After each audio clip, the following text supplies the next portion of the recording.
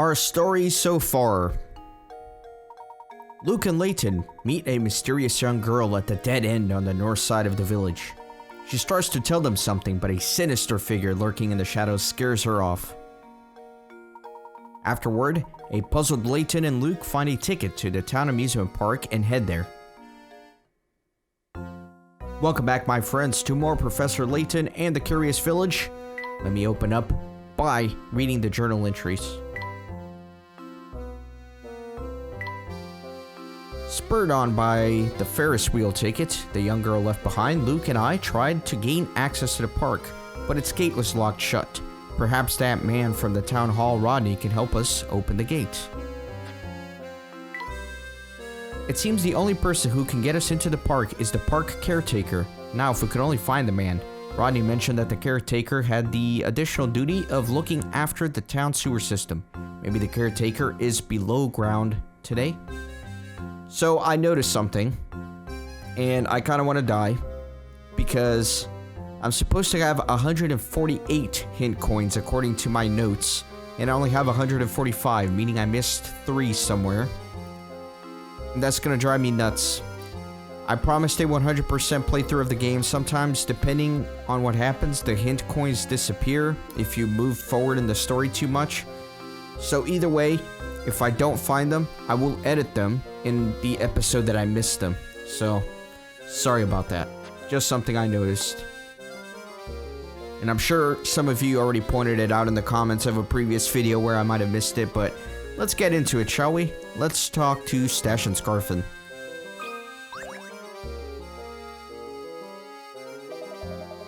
Hehehe. Well, don't you look surprised. I bet you didn't expect to see me in a place like this, eh? The river that encircles most of St. Mystere is right past this pipe. But don't you be getting any ideas, you can't cross it.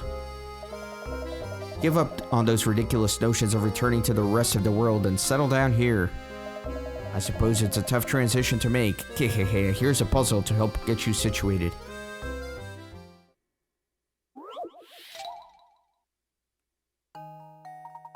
Oh god.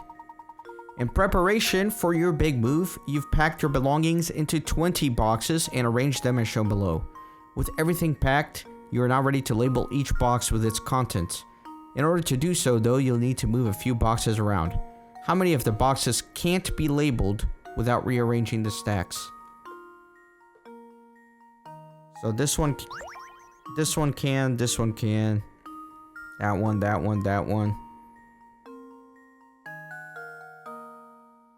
That one. So obviously all the ones I can see, you can label. So there's one under here. Okay.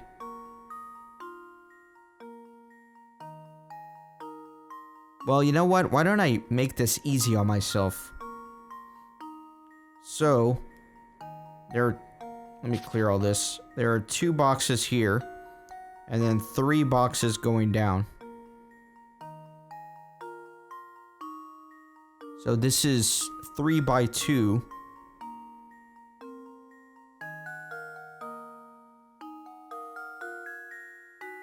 Three by 2.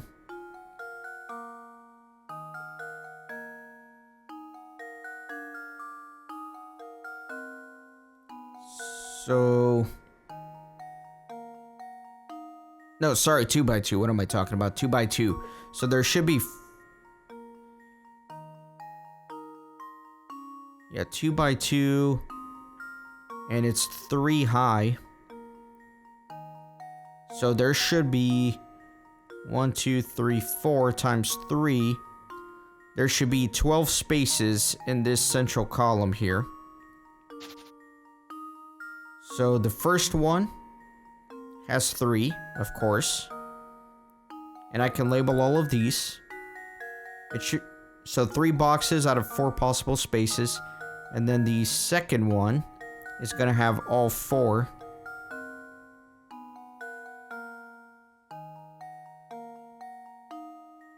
But I'm not going to be able to label the one next to this box because it's obstructed over here.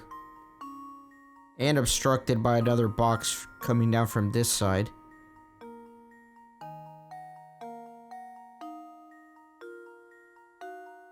Alright, so that's one box that I'm not going to be able to label. Yeah, which is going to be the one right under this box. And then on the third layer, it looks like all 4 boxes are going to be there. So I'll be able to label the one under this one. I will not be able to label the one under that one. It's obstructed on all sides.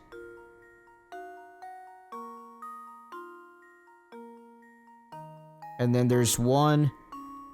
That was the one under this one.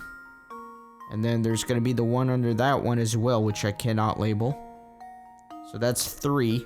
So that's 4 total.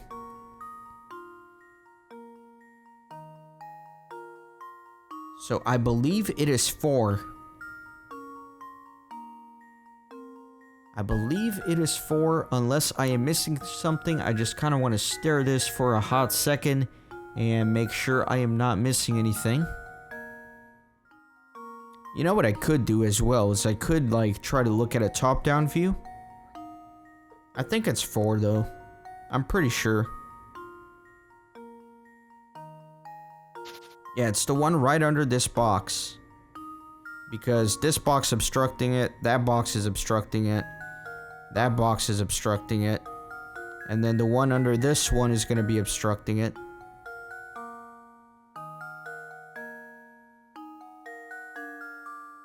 Okay, that makes sense. And then on this level here, did I double count that box? Is the problem? Yeah, I double counted it. Okay, so the one under here, the one under this box, that's 1. And then I need to look not at this layer anymore, but the one below it. So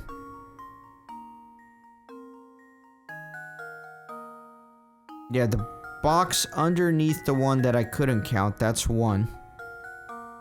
And then the one underneath this one, that's 2.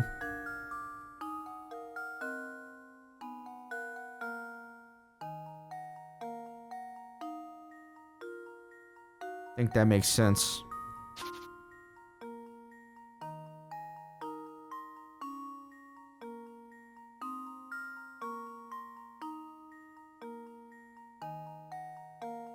I think that makes sense. So it would be 3 instead of 4, right? The one under this box. The one under that, that's 2. And then the one under this one, that's 3. Yeah, it's 3, not 4. Okay. Let's go with that. There we go. Very good. Critical thinking is the key to success. Quite right. Moving down from the top level, you have 1, 4, 6, and 9 boxes. The only boxes you can't access without rearranging things are the 3 indicated in the picture above. Okay, I'll take it. Hehehe, well done. I like the way you get all fired up over puzzles. You're my kind of guy. So hurry up and get settled already. Saint Myster is happy to have you. So there are going to be some coins here. I don't want to miss any more, obviously.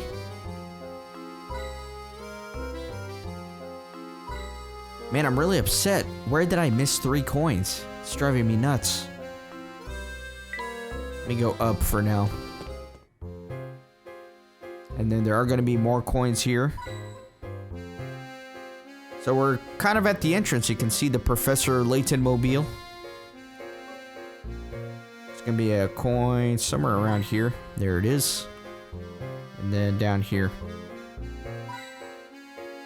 Okay, so that's 3, and then let me look at the car again. I certainly didn't foresee sewers leading to a place like this. Look, Luke, there's my automobile.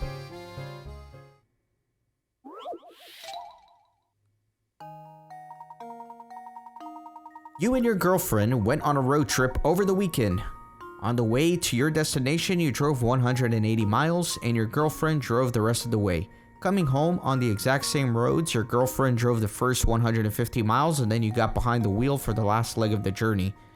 So what is the difference in miles between the distance you drove and the distance your girlfriend drove? You know what time it is, guys. It is time to bust out the notepad and do some algebra. So let's do it. On the way to the destination, you drove 180 miles. So I'm going to say the boy drove 180 miles. And your girlfriend drove the rest of the way.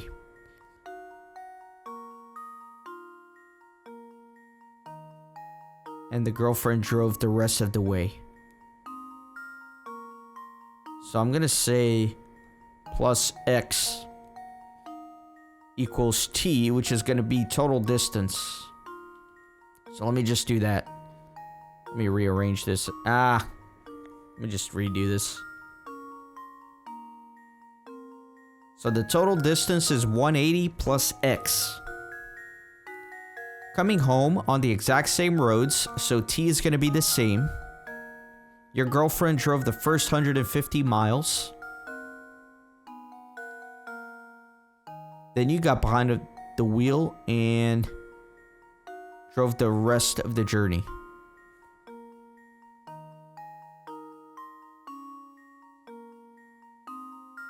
Okay.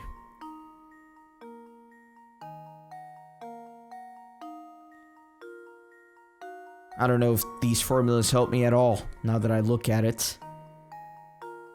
What is the difference in miles between the distance you drove and the distance your girlfriend drove? It really depends on the total distance.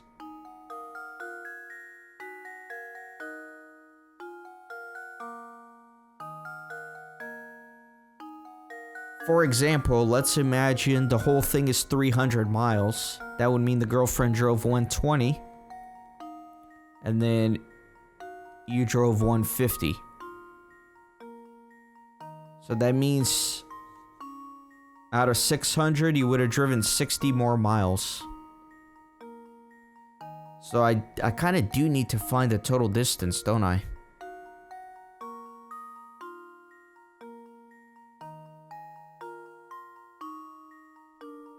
Yeah, so if I assume it's 300, the boy drove 330, or, yeah, 330, and the girlfriend drove 270. This is just an assumption. I just want to test something. Now let's assume it's 500 miles. Let's assume it's 500 miles.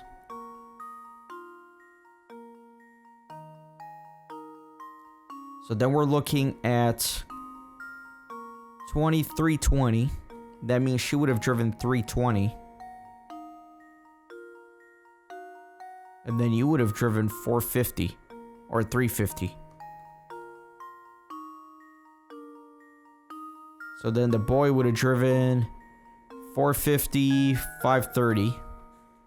The boy would have driven 530 and the girl would have driven 470.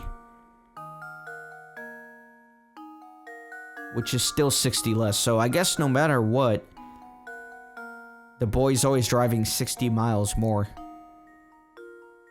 At least with those 3 data points. Let me do one more data point just to be sure. So let's assume 600.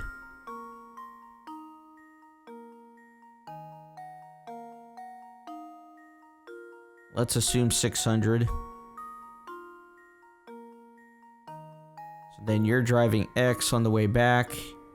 And she's driving 150. Okay. If we're assuming 600, then she drove 420. And then you drove 450. And then we're doing...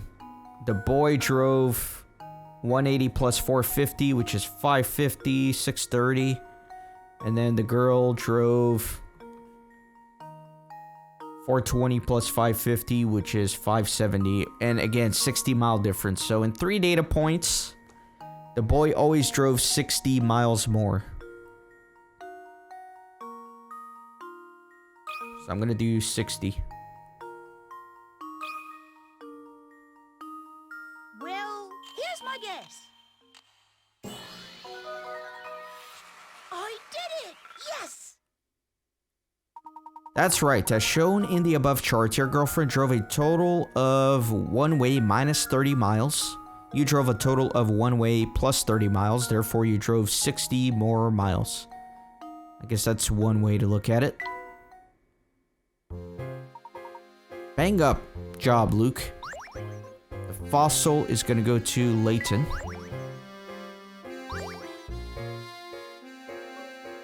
Alright, and now let me go left here. And let me keep going. And finally, let me take the right path. Let me get some coins before I forget, because now I'm paranoid. Got all 3 there. And then let me talk to this guy. Oh there. Now what can I do for you fellows? You're the park caretaker, are you not? Would you mind opening up the gate to the park for us? Well, how could I refuse 2 curious lads such as yourselves? Well, I'd like to open it for you, but I've got to finish this repair job here before I do anything.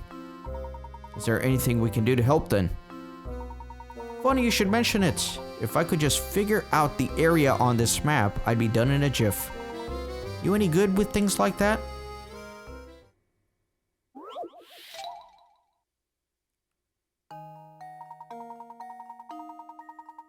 Sylvain brought you this diagram to see if you can help him with it. Several circles and squares are pictured in the diagram below. How many times larger is the area of the blue square when compared to that of the red square? Okay, here we go, some geometry. So the area is length times width.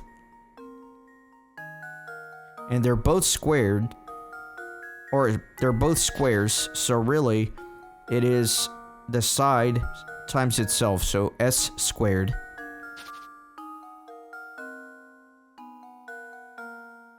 And then we got the diameter of a circle.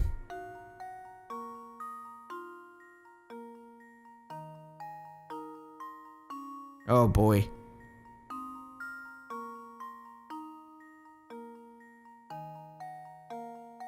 Then we got the radius of the circle.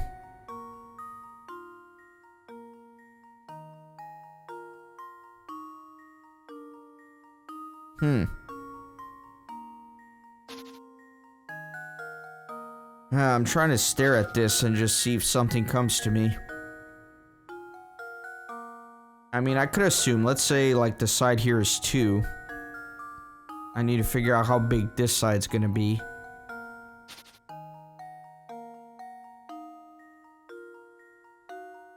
So this circle has this radius.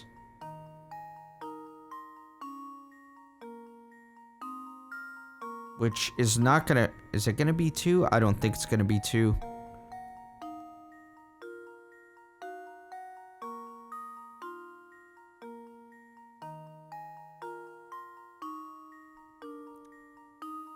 That's the radius. Is the bottom of that square. So we can do Pythagoras here. So let's say this is 2 and 2. So 2 squared plus 2 squared equals this side squared. So 4 plus 4 is 8.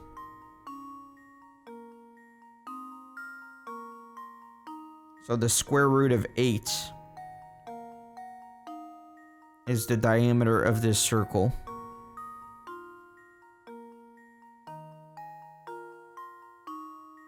Okay.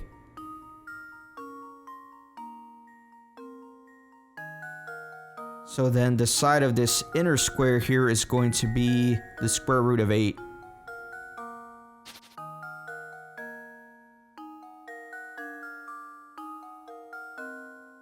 Right? No, that's not right. Yeah, it is. Yeah, it is. So for this square, we got square root of 8. Square root of 8.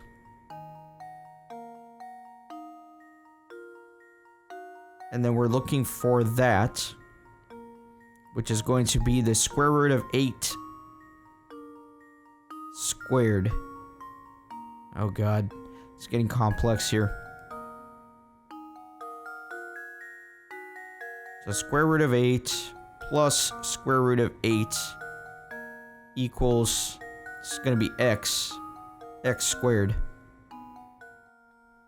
You know what? Instead of trying to do the algebra, I'm just going to use the calculator. Okay? So we're going to do 2 and 2. Alright? That's what we're going to do. 2 squared. 4 plus 2 squared. 4. 8 equals x squared. X equals the square root of 8. So this right here, also known as that little diameter, is the square root of 8. Okay, so now we got square root of 8 squared. Oh, I forgot the squared. Plus square root of 8 squared, which is basically 8 plus 8.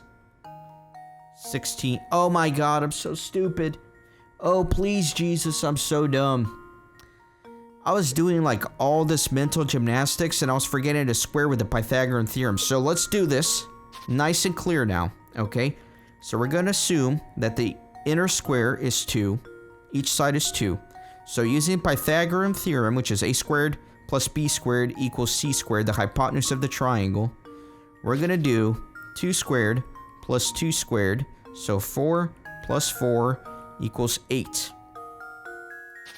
So c squared equals 8.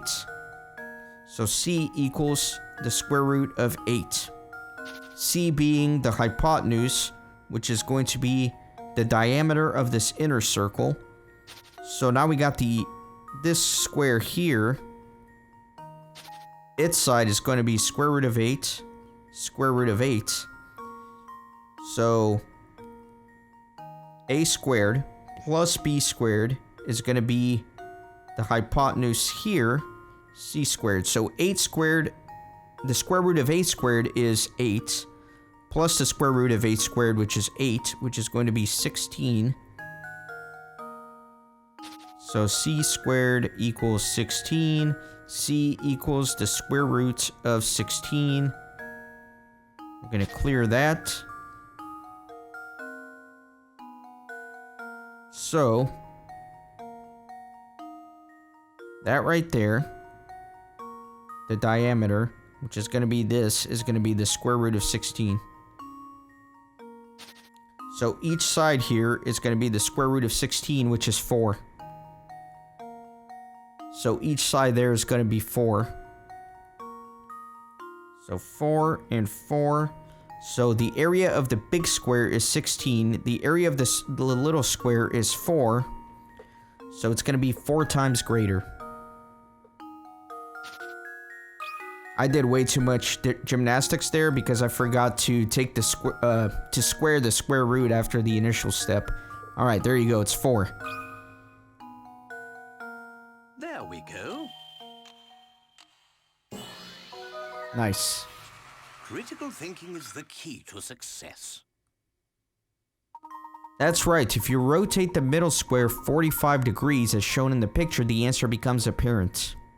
The middle square has half the area of the large blue square, and the little red square has half the area of the middle square. Therefore, the little red square is 1/4 the size of the blue square. The blue square is 4 times the size of the red square. Okay, so let me kind of look at what they did. They rotated it.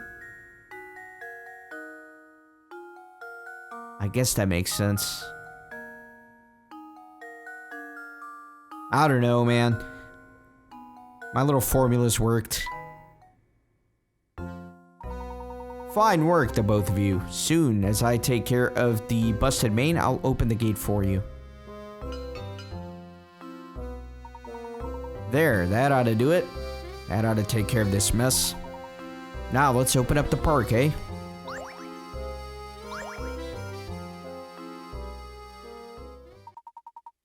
Just hold on 1 second here.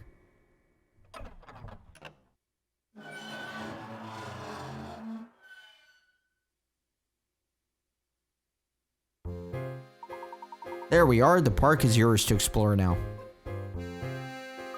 Professor, we're in. Thank you, you've been of great help, caretaker. Ha ha ha, I hardly need thanking, sir. After all, this is me job. Way back when, I used to keep it open every day, but these villagers, they don't care a whit for me park. I'm glad you fellows stopped by. It's the first time in a while I've had to do me job. Okay, so here we are. Let me go ahead and go inside.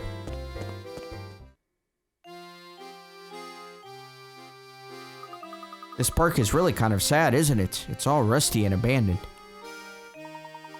It's just as Sylvain said. It seems that no one set foot in this park for a dreadfully long time. Now on to business. Let's give the grounds around the Ferris wheel a once-over. I expect we'll find something of interest there. Let me get some hint coins. Yes, yes, Gizmo.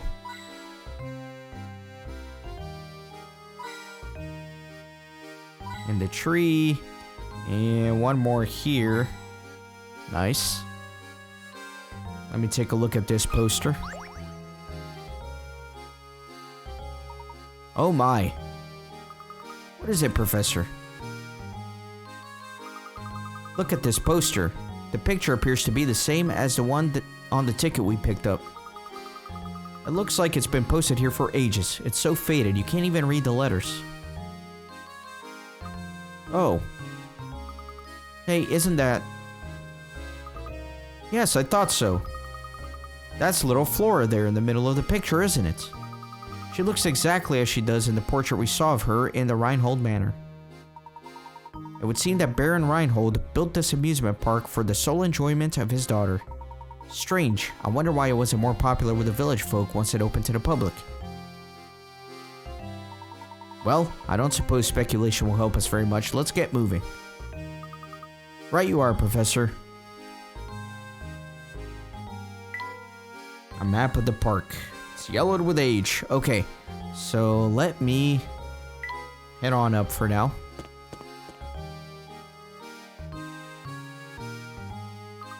This place is so run down, it looks like it hasn't been touched in years. What a shame.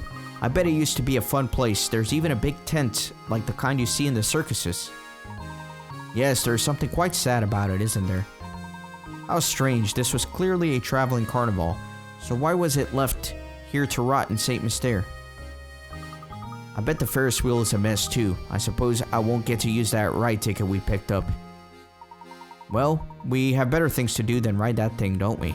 Somewhere in this park hides a clue to finding the golden apple, I'm sure of it. Let me get some more coins here. Yes, yes, Gizmo, yes. Why couldn't you help me find the 3 coins that I missed earlier? Alright, so there's 4 right there, and there is a hidden puzzle right here. Look, Professor, there's a hidden puzzle here.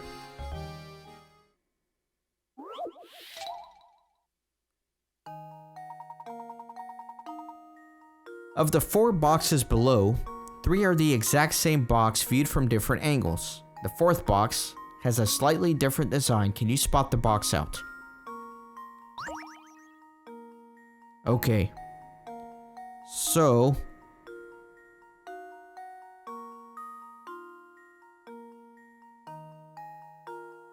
I'm looking at the heart here. And it's got 3 little dots, which is consistent with this one. Okay. Is the sun consistent? No. You see here, it's got little, little, little, little, and then in the corners, they're big lines. Whereas here, it seems like you got big lines and then little lines. Right?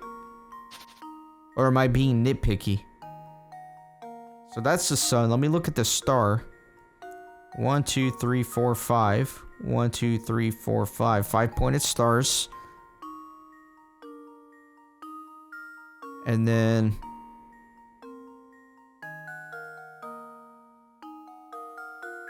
the diamond looks the same.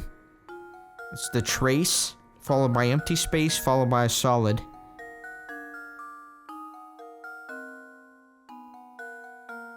And now let me look at the square.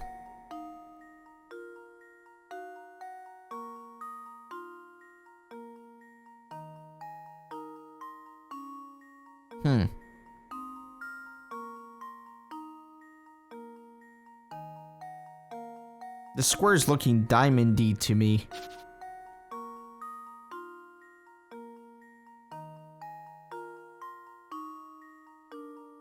I think it's right though.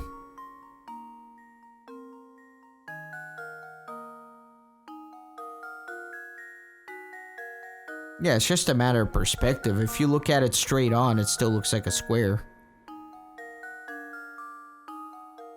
So the square, and then there's this thing, which looks consistent with that one. So if you were to flip this down, that would be on the bottom.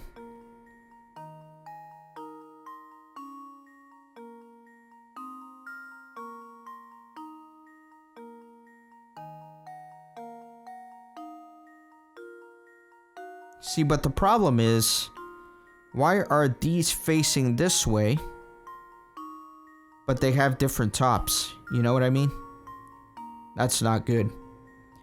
Plus the sun here, like I said, it looks like it's long in the corners.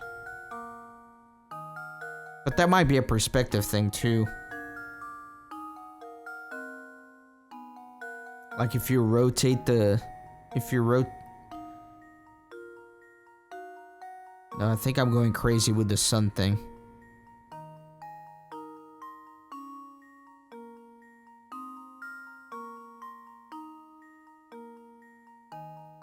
Am I going crazy with the sun thing? I am, because it's got the long ones pointing towards the corners. And then the little ones pointing towards the sides, which is what's going on here. The only thing is this has a different top than this one, even though this little gray checkerboard thing is facing the same direction. So that's kind of what's throwing me off on that one.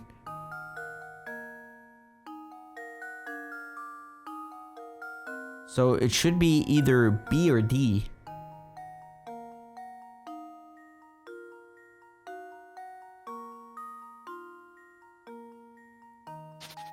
So it's gonna be one of these two for sure. So now I just need to figure out which one is the right way.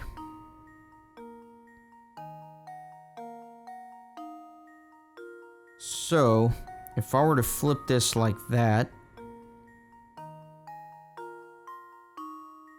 the red diamond should be on the bottom of this one.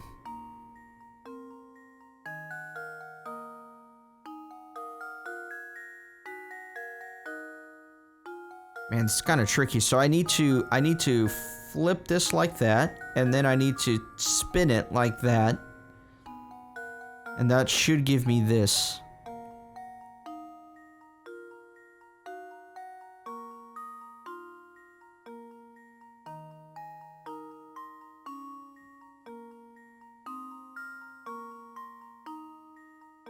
Wow, it's a little confusing. Give me 1 second. Somebody's ringing my doorbell. Dang solicitor trying to sell me stuff. Where was I? I was here and I was thinking that it's either B or D because they have different top faces. The only question is which one is going to be different.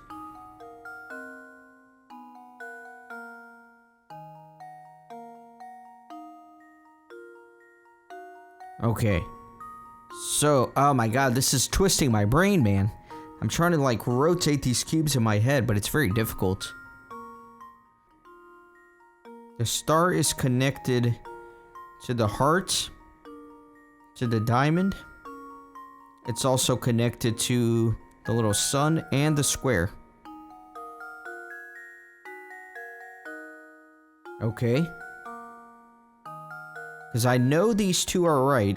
I know for a fact. So I know that the star is connected to the heart, the diamond, the square, and the sun. That I know for a fact. This is going to touch the square, the diamond, the sun, and the heart. So wait a minute. If the star touches this, and this, that's 4. So it cannot touch. It cannot touch this. This has to be on the bottom of the star. So the X has to be on the bottom of the star.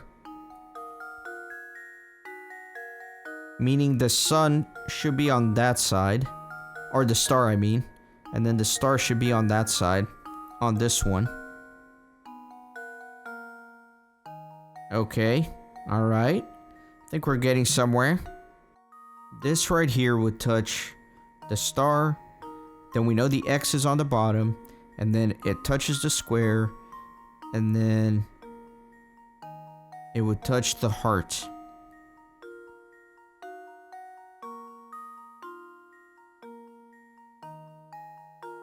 And then the heart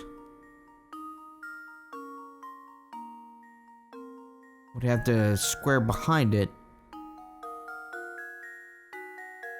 So B is right. B is right. Because that makes sense with this. Then you cannot be touching these two. So D is the wrong one. God, that took me a while. But I'm pretty confident. How does this sound? Okay, nice. Had me a little nervous there. Yes! Good thinking. If you break down boxes A, B, and C, you can see that they all share the same arrangement of decorations. However, when you break down box D, you see that its faces are arranged in a slightly different manner and might look something like the above diagram. However, you can't know for sure because the other 3 faces of box D are unknown. Yeah, I think it's just deconstructing it. Whew, that puzzle sure put up a fight. Alright, so I hope you're enjoying this series. That's going to do it for this episode. As always, be sure to leave in the comments how many of the 103 puzzles I've solved so far you managed to get on your first try. I don't think I've missed that many. Maybe I can count on one hand, I don't know. But thanks again for watching and see you next time. Thanks for stopping by the Renaissance Gaming Monastery. I hope you join our community on Discord and Twitter. These videos are produced with a lot of hard work and love. If you think they're worth $1, I'd be grateful for your contribution. You can send a thanks donation or become a member on YouTube. You can also support through PayPal, Patreon, or even with cryptocurrency. All links are in the description. See you on the next video.